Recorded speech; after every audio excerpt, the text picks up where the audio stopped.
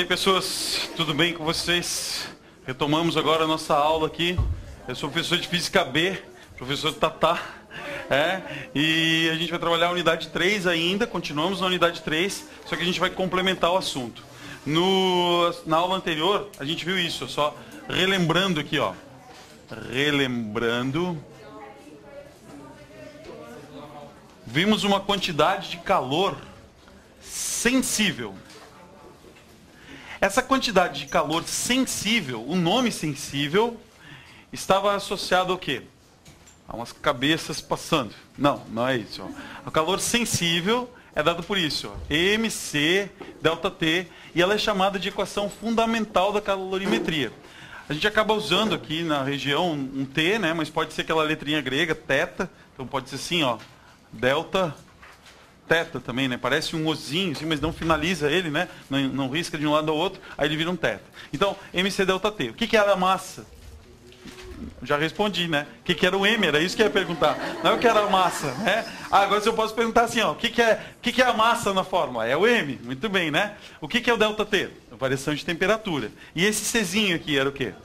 Calor específico. E ele indicava a característica da substância em variar a sua temperatura ao receber calor. Então, quanto maior o calor específico, mais difícil de esquentar. E o exemplo mais usado acaba sendo a água, que das substâncias puras é o maior calor específico. A gente tem outros, né?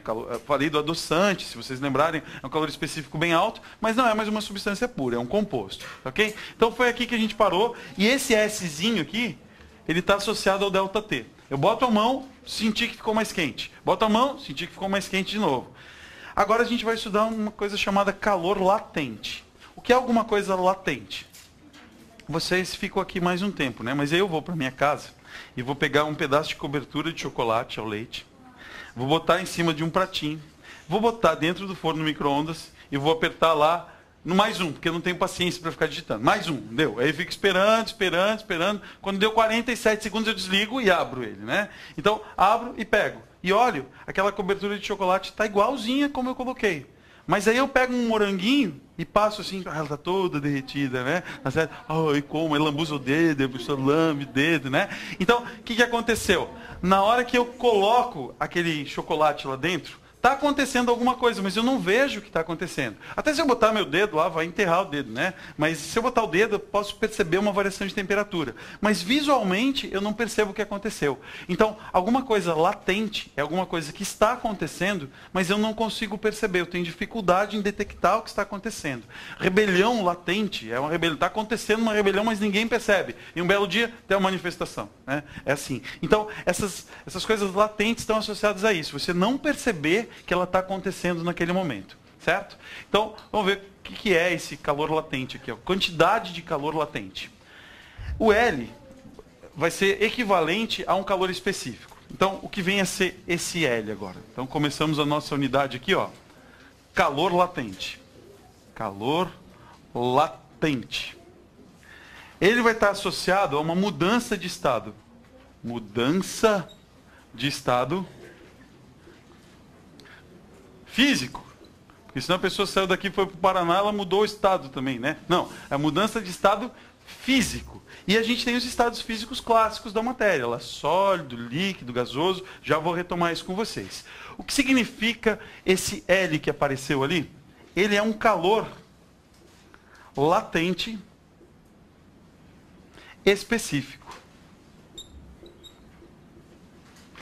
O que é esse calor latente específico? Falei para vocês já numa aula passada, ó, que quando você tem uma grandeza e o sobrenome da grandeza é específico, é porque depende da substância. Então, massa específica, é a massa específica da substância. Calor específico sensível, eu não dei outro nome para ele porque não precisava, mas ele vai ser um calor específico, depende da substância. Esse calor latente é específico, então depende de quem? Da substância.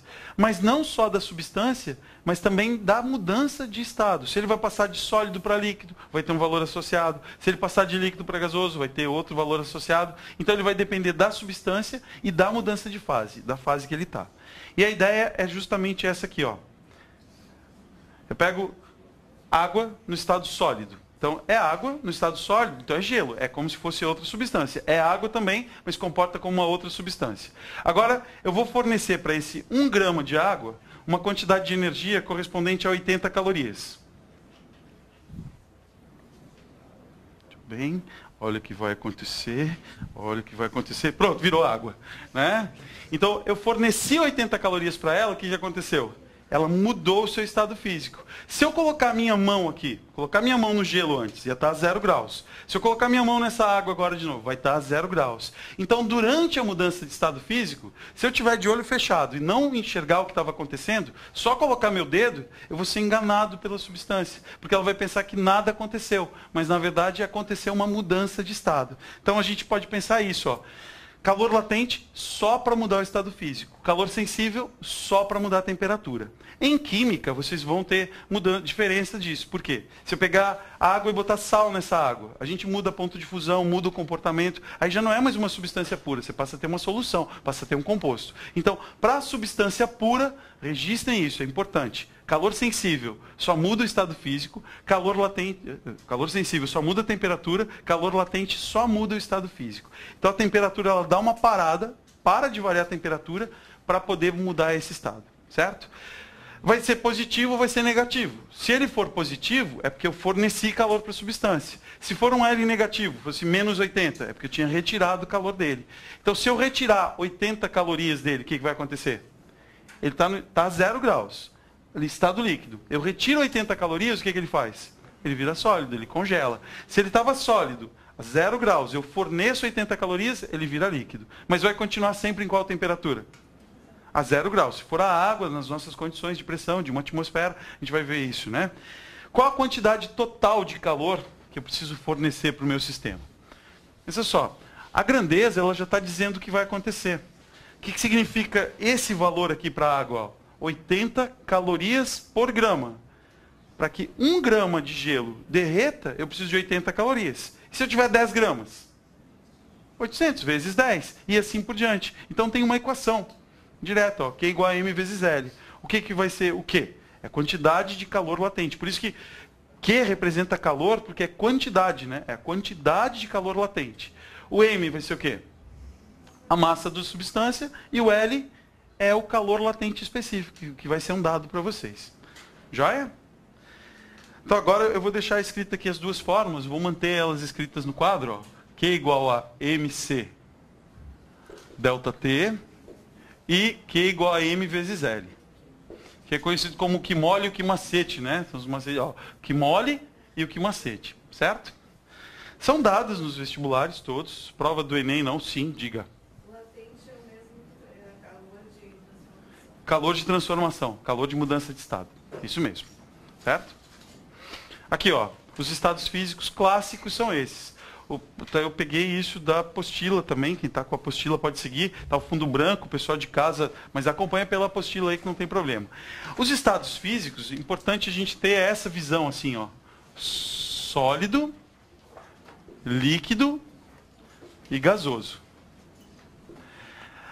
O estado gasoso, ele pode ser dividido em 2 estados, que vai ser o estado de vapor e o estado de gás. Mais para frente a gente vai ver, tem uma diferencinha assim, entre vapor e gás. Não é a mesma coisa, não é um outro estado físico, mas a gente tem como transformar um gás em líquido, é diferente de como transformar um vapor em líquido. Então nessa transformação que vai ter diferença. Aí a gente tem isso, ó, de sólido para líquido. Qual o nome da transformação? Está escrito aqui, ó, fusão. Joia, então vou botar assim, ó, só fusão. De líquido para gasoso, qual o nome da transformação? Vaporização é o nome usado, né? Gaseificação podia ser, eu vou botar vaporização, nome mais popular. Um tipo de pergunta para vocês é assim, ó, daqui para cá, esses processos, eu preciso que o sistema absorva calor ou que ele libere calor? Para que o gelo vire líquido, ele não teve que absorver calor de algum lugar? Então esses processos, nesse sentido, sim, eles são chamados de processos endotérmicos. Vai anotando aí na apostila, né? Então, um processo endotérmico, ele faz o quê? Ele absorve calor para poder mudar o estado. Se vocês olharem condicionadores de ar, esses condicionadores de ar tipo split, essa unidade que fica dentro da sala, esse aqui, né? O que está aqui dentro é chamado de unidade evaporadora. O que acontece? Ali dentro a gente tem gás, mas num determinado momento do seu ciclo, ele está no estado líquido. Para ele passar do estado líquido para o estado de gás, ele não tem que absorver calor de algum lugar? Então ele vai virar gás porque ele tira calor de dentro da sala, passa para ele, daí ele vira gás. Então por isso que o nome da unidade é uma unidade evaporadora, né? Poderia ser uma unidade que fosse vaporizadora também, né? Que está transformando isso no estado gasoso, certo? Ele passa pelo estado de vapor, mas muito rápido. Ele é vapor e logo ele vira gás, certo? Então a gente vai ver isso mais para frente na termodinâmica.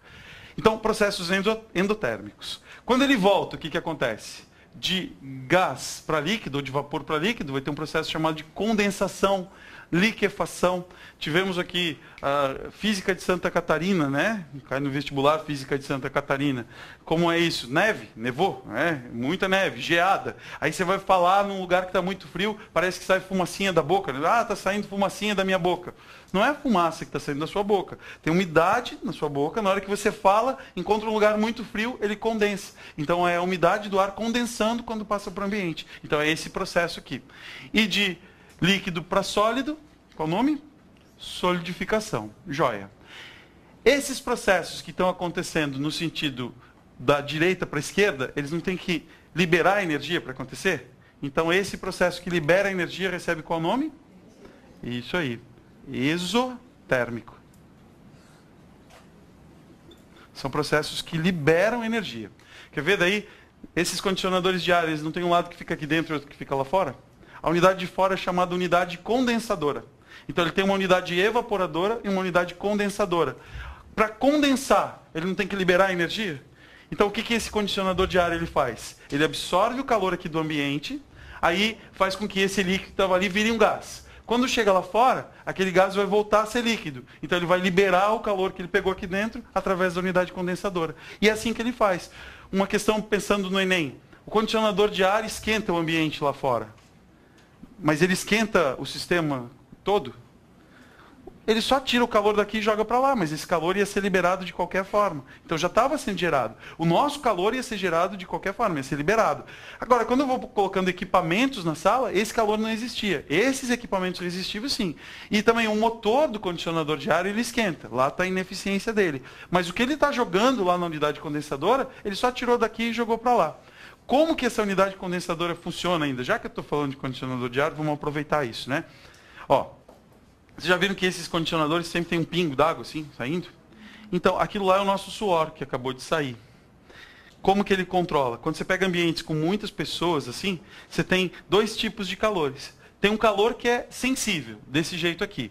Dentro dessa sala, quem está produzindo calor sensível? As lâmpadas, o projetor, aí o computador que está ali, a câmera que está ali. Então isso tudo está gerando calor sensível, porque não tem mudança de estado. Da onde está saindo calor latente aqui nessa sala? Da gente. Então a gente libera energia através da transpiração. Como que acontece isso? Você pega o braço de uma pessoa absolutamente, parece uma violeta, absolutamente cabeluda a pessoa, né? Tá certo? Na verdade eu sou um X-Men, eu posso fazer dreads aqui, ó. Faço dreads aqui no meu braço, ó, e vou construindo uma barreira de proteção, olha só. Fica lindo o braço daí, né?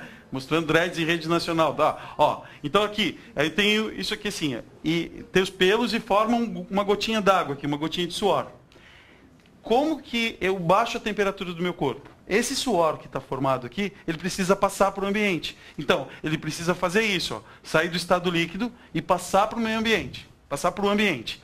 Para fazer isso, ele não rouba calor de algum lugar? Da onde que ele rouba o calor? De mim. Então daí ele evapora e aí ele rouba calor do meu corpo para fazer isso. Só que o ar começa a ficar muito úmido. Quando o ar começa a ficar muito úmido, mesmo a temperatura estando lá em 22 graus, abaixo do conforto térmico, que seria em torno de 24, se tiver muito úmido aqui, a gente não começa a se sentir mal? Por quê? Porque daí a umidade do ar começa a aumentar demais e eu não consigo mais jogar água para o ambiente. O ambiente está ficando saturado. Regiões no litoral, chega lá 99% de umidade. O que significa 99% de umidade? Estou virando peixe. Não, 99% de umidade é que 99% da água que eu poderia colocar naquele ambiente, eu já coloquei. Quando chegar em 100% de umidade, o que acontece? Está saturado, não cabe mais água. Para jogar água para o ambiente, vai ter que condensar água em algum lugar. Aí você começa a tomar um banho muito quente. Chuveiro quente, quente, quente. o banheiro começa a ter aquele vapor, vapor, vapor. Daqui a pouco você olha um azulejo, começa a escorrer uma gotinha assim, né? Quando começar a escorrer aquelas gotinhas, é porque o ambiente está saturado. Tem 100% de umidade. Para entrar mais alguma coisa, alguma vai ter que condensar. Quando você coloca assim ambientes a 60% de umidade, agora eu tenho a transpiração ideal. Então, 24 graus Celsius, 60% de umidade é o ideal. Aí chega em cidades como São Paulo, Brasília, né? Chega lá às vezes 15% de umidade. A temperatura nem está tão alta, nem tão baixa. Está boa a temperatura. Mas 15% de umidade, a gente começa a transpirar em excesso. Então começa a ressecar a mucosa. Aí as pessoas que têm rinite, ataca tudo, resseca o nariz, começa a sair sangue do nariz. Por quê? Porque o nosso mecanismo de liberação de calor é através da transpiração. Se vocês repararem, no inverno a gente não faz mais xixi. Perceberam isso? Aí acorda para fazer xixi, né? Por quê? Porque o mecanismo que a gente tem para baixar a temperatura é eliminar a água. Se no inverno eu estou todo tampado, por onde que eu vou eliminar a água? Só se eu fizer xixi. É assim. Então, é esse mecanismo de controle. Certo? Então tá. Eu já fiz experiência, assim, violeta. É uma plantinha toda peludinha, né? Eu já fiz uma experiência, assim, de raspar a violeta. Depilar a violeta, assim. Uma folha da violeta, só para ver o que acontece. Murcha, quase que na hora. Porque ela tem aquele monte de pelo ali para evitar a sua transpiração. Na verdade, para ela não perder esse excesso de água. Você coloca a violeta no sol, ela cozinha. Porque a água ali vai ferver e daí vai cozinhar a violeta, né? Mas deixa isso para o pessoal de biologia. Tá? Então, beleza. Agora, a gente vai ter calores associados, ó, valores associados a essa mudança de estado. Calores latentes de algumas substâncias. Pincei da apostila de vocês também. Tem uma tabela ali, ó, tabela 2. Então, isso vai ser dado para vocês. Água, calor de fusão. Fusão é mudança de onde para onde mesmo? Está aqui, né? Isso, de sólido para líquido. Então, eu preciso de 80 calorias por grama. Calor de vaporização seria em qual faixa? De líquido para gás, para vapor. Daí a gente acaba usando para água, estado de vapor. Preciso de bem mais. Por isso que se eu fizer assim, ó, pegar uma pedrinha de gelo, coloca na superfície da mesa de vocês. Passou meia hora, ela vai ter derretido, né? Vai ter evaporado? Não, porque para evaporar eu preciso de muita energia, quase 7 vezes mais. Álcool etílico, calor de fusão dele, 25. Calor de vaporização, 204. Ele não precisa, mais baixo que a da água. Por isso que quando você passa álcool no braço, assim, e assopra, não dá a sensação de ficar geladinho? Por que ele fica geladinho? Porque ele consegue absorver o calor mais rápido do que a água. E ele precisa de menos energia para isso acontecer. E agora, se passar álcool e tocar fogo, aí vai ficar quente. Se assoprar, fica frio. Certo? Ouro aqui também, então esses valores são tabelados, certo? Ouro, para mudar de estado, você precisa de pouca energia. Cobre também, para mudança de estado físico, você precisa menos do que a água, né? A água é uma substância intrigante, assim, né? Se fala tanto da água porque a origem da vida está associada à origem da água. Se você explicar como a água surgiu, há indicativos que você explique como a vida surgiu, né? A nossa vida, pelo menos, o nosso formato. Vamos fazer aqui, ó. Tem um exercício já para a gente resolver. Também peguei da apostila de vocês.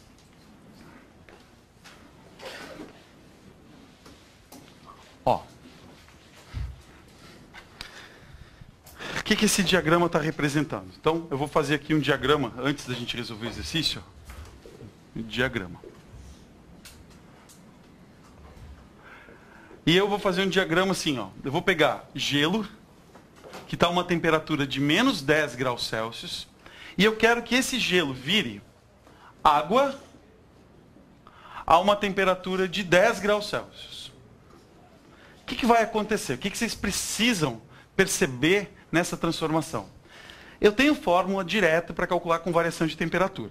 Eu tenho uma fórmula direta para calcular com mudança de estado físico. Mas eu não tenho uma fórmula pronta que faça as duas coisas ao mesmo tempo. Tá certo? Então, eu preciso fazer o quê? Em etapas. Começar a mudar uma coisa primeiro e depois mudar outra. Gelo a menos 10 graus Celsius. E eu vou considerar uma pressão igual a 1 atmosfera. Ou seja, a gente está no litoral. No litoral do Brasil eu tenho aqui, pressão de 1 atmosfera é uma restrição do problema. Menos 10 graus Celsius, o gelo já derrete aqui? Não. Então eu vou fornecer calor para esse gelo. O que ele vai fazer primeiro? Mudar a temperatura, até chegar em quanto? Em 0 graus. Então a minha próxima parada vai ser assim, ó. Eu vou ter gelo a 0 graus Celsius. O que eu vou observar? Daqui para cá, mudou o estado físico? Não. Mas mudou a temperatura, né? Qual tipo de calor envolvido? Sensível ou latente? Sensível. Então eu vou botar assim, calor sensível do gelo. Agora, esse gelo chegou a 0 graus Celsius. Eu continuo fornecendo calor para ele. O que vai acontecer? Ele vai esquentar? Não. Primeiro ele tem que fazer o que agora? Derreter, porque ele chegou na temperatura de fusão. Então, antes de esquentar, ele vai fazer isso. Ó. Ele vai virar água, estado líquido, daí só que a 0 graus Celsius. Daqui para cá, mudou a temperatura? Não, mas mudou o estado físico, né? Qual o tipo de calor associado ao estado físico? Calor latente. Então teve um calor latente de fusão. Ele sofreu fusão. A partir de agora, pode ir direto para a água a 10 graus Celsius? Pode? Quando que a água pararia de novo na sua mudança de temperatura? Quando chegar a 100 para essa pressão, né? Então daqui para cá, de novo, eu vou ter uma quantidade de calor sensível da água. Olha o que vai acontecer num diagrama qualitativo. O que é um diagrama qualitativo? Não tem os valores aqui. Mas eu vou medir a temperatura em graus Celsius e uma quantidade de calor, ou então eu posso medir em função do tempo. Que esse diagrama aqui ele está trazendo isso em função do tempo, né? A gente pode fazer do mesmo jeito. Eu vou vendo, ó, levou 10 minutos para acontecer tal coisa, 15 minutos para tal coisa, mais 20 minutos para tal coisa. Qual a temperatura que começou o gelo? Menos 10. Passou pelo 0 e foi até 10, certo? De menos 10, passou um certo tempo. Aqui a temperatura não foi aumentando? Então aconteceu isso aqui com a temperatura. Ó. Ela foi aumentando, aumentando, aumentando, até chegar em 0. Quando chega em 0, o que acontece com a temperatura? Ela para, fica constante durante um tempo, depois ela volta a subir, até chegar onde eu queria, que era o 10 graus Celsius, né? O que vocês precisam identificar nesse tipo de diagrama? Vejam que aqui eu não enxergo que está mudando o estado físico. Eu não vejo que, eu estou vendo ali que mudou o estado. Não, eu estou vendo que a temperatura não mudou. Da onde eu concluo que então deve estar mudando o estado físico. É assim, se parou a temperatura, é porque mudou o estado físico. Qual o tipo de calor associado nesse trecho aqui? Calor sensível. Joia. Qual o tipo de calor nesse? Calor latente. E volta a ser um calor sensível. Quais os estados físicos da água em cada trecho desses? Aqui nesse primeiro trecho ela era o quê? Sólido. Nesse trecho do meio aqui ela é o quê? Começa sólido, né? E acaba como? Líquido. Então a gente pode dizer que tem uma mistura de sólido mais líquido. Quando passar desse ponto, vai ser o que de novo? O puro de novo, né? Só líquido. Quando que vai ter outra mudança de estado? Em 100 graus Celsius. Daí a gente vai começar com líquido e acabar com o quê? Com vapor, certo? Então se pegar para qualquer substância, cabe na mão, né? Se eu começar desde o estado sólido até chegar no estado de vapor, a gente vai ter um calor sensível, um calor latente. Um calor sensível, um calor latente e volta a ser calor sensível. Então eu tenho dois calores latentes, quando muda de sólido para líquido, de líquido para gasoso. Então toda a transformação completinha caberia na mão da pessoa, assim, para fazer a cola de novo, né? Veja como é útil a mão, né? Então você faz assim, ó, aqui é um calor latente, aqui é um calor latente e os outros três são sensíveis, certo? E dá para... Eu ia falar um negócio aqui, mas não vou falar para o Marcelo. O Marcelo que aguarde. A vingança é um prato que se come frio, certo? Então não vou falar nesse momento. Agora, vamos analisar nesse gráfico aqui. Ó. Uma fonte térmica de potência constante e igual a 20 calorias por segundo fornece calor a um corpo sólido de massa 100 gramas. Então, no início ele era sólido. A variação de temperatura θ do corpo em função do tempo t é dada pelo gráfico a seguir. Então a gente tem uma substância que eu não conheço, mas eu sei que no começo ela era sólida. Mudou o estado físico? Vamos ver, ó, ela era sólida. Aí, o que aconteceu com a temperatura dela? Aumentou. O que aconteceu com a temperatura dela aqui? Ficou constante. Se a temperatura ficou constante, então significa que ela estava mudando o estado físico. Mudou completamente o estado físico?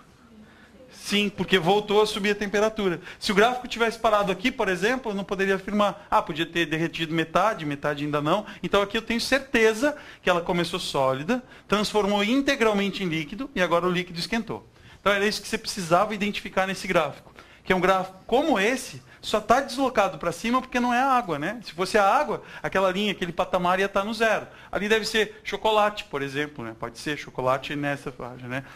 Chocolate, fixação em chocolate agora, né? Tá? Então, beleza.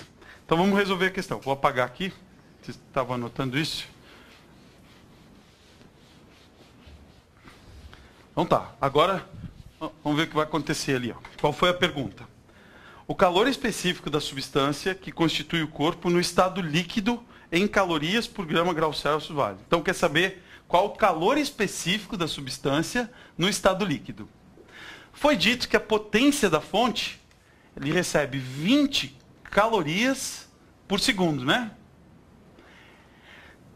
O que mais? Que informações a gente tem aqui no gráfico que eu já posso retirar? Qual é o estado líquido mesmo aqui? Onde está o estado líquido? Aqui, né? É o último estado, o último trecho vai ser o líquido, porque ela era inicialmente sólida. Então, aqui vai ser o estado líquido. Qual a variação de temperatura dele no estado líquido? Começou em 60 e acabou em 80. Então, a gente tem a variação de temperatura, delta θ, igual a 20 graus Celsius. Todo mundo concorda com isso? Beleza? Qual a massa da substância? 100 gramas. Qual outra informação que eu posso tirar desse gráfico? Porque qual é a equação que a gente vai usar? Qual a única que aparecia o Czinho para a gente calcular? Não era o Q-macete? Então, naquele Q-macete eu tenho o Q, o M, o C e o ΔT. Eu já tenho o ΔT. Já tenho a massa. O calor específico é a pergunta. O que está faltando para poder usar ela mesmo? A quantidade de calor. Quanto de calor aquela substância recebeu. Então, eu posso montar uma regrinha de 3. Ó. Ele não recebeu 20 calorias a cada 1 segundo? No estado líquido, passou quanto tempo? 10 segundos. Quantas calorias ele recebeu? Vai ser o meu QS. Perceberam isso aqui? Ó? Que foi em 10 segundos, aqui, porque foi de 50 aos 60, que a temperatura aumentou 20. Então, qual a quantidade de calor sensível que ele recebeu? 200 calorias. Então, pronto. Ó. A informação da potência permitiu eu calcular o calor. E agora, a informação de temperatura e massa, vou calcular o calor específico. QS é igual a MC Δθ. Calor sensível, 200. Massa dele, 100. Calor específico, não sei. E a variação de temperatura foi 20, né? Ó, vai ficar 200 dividido por 2.000 é igual ao calor específico na fase líquida. Calor específico na fase líquida vai ser igual, ó, 200 dividido por 2.000, 0,1. 0,1 o quê? Qual unidade?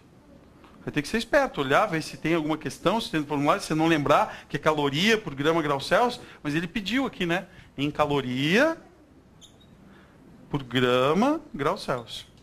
Se fosse na fase sólida, por exemplo, o que você teria que mudar no problema?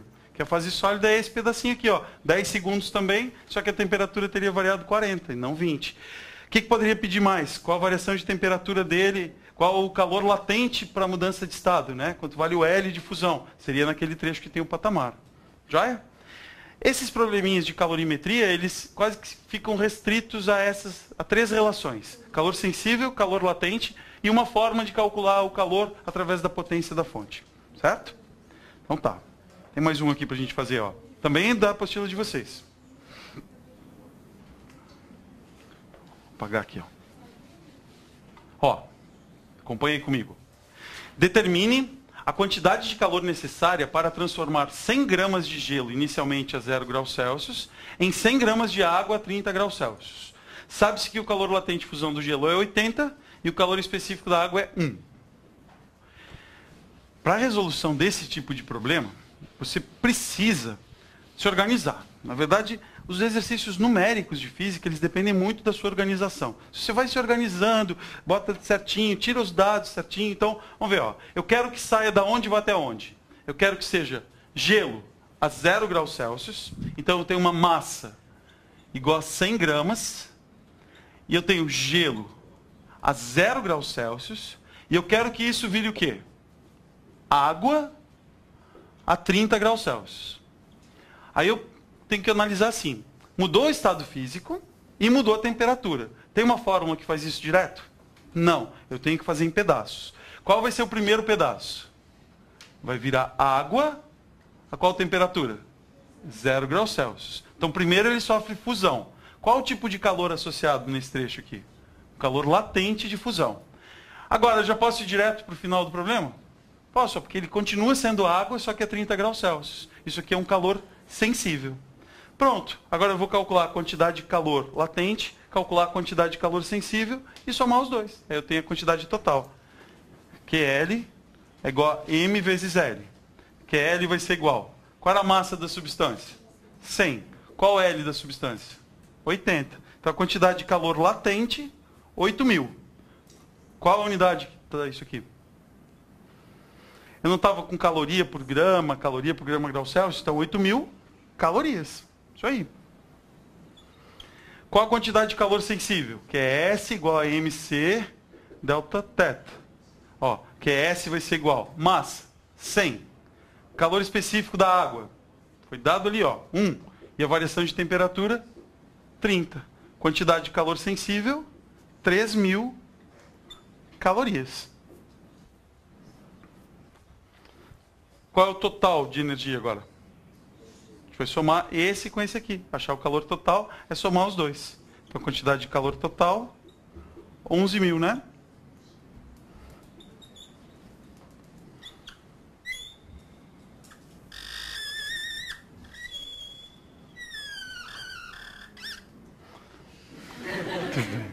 Tá? Então, beleza, ali, ó, letra C. Boa questãozinha para os vestibulares, assim. Nem não, né? Mas vestibular. Poderia ser uma questão de somatório numa universidade como a UFSC? Não, mas um item da questão sim. Ou a questão inteira desse jeito e eles cobrarem mais coisas, né? Se a temperatura foi constante, cobrar a parte teórica e iam lá, a quantidade de calor foi 11.000 calorias. Só para mudar o estado foram 8.000. E afirmar coisas desse jeito é possível ampliar um pouco a questão. Existem outras questões que são aqueles modelos. Afirmação 1, afirmação 2, 3, 4. Aí você vê, a 2 é verdadeira e a 3 é verdadeira. Todas são verdadeiras. Então, dá para compor questões desse jeito assim. Pessoas, foi um prazer. Até o nosso próximo encontro, então. Tchau, tchau. Tá?